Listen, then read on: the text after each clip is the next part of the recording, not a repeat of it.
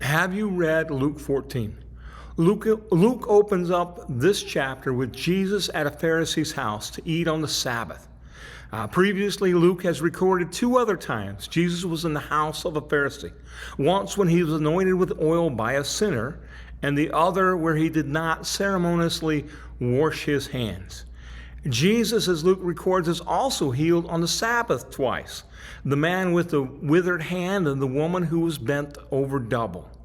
Here, Luke brings both elements, the Pharisee and the Sabbath, together.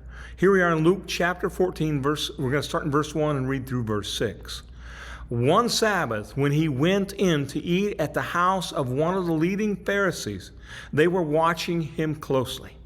There in front of him was a man whose body was swollen with fluid.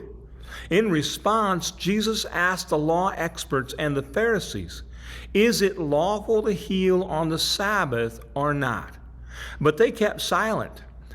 He took the man, healed him, and sent him away. And to them he said, "Which of you whose son or ox falls into a well will not immediately pull him out on the Sabbath day?" They could find no answer to these things. Consider the encounter. Though Jesus had healed on the Sabbath before, these Pharisees continued to hold to their tradition and understanding that that was wrong. The man needed healing, but that could wait until tomorrow. Yet, Jesus knew if they were presented with a situation that needed immediate response, the ox or their son, they would act to fix the situation then. What tradition or barrier do we have in place that prevents us from embracing the actions of Jesus?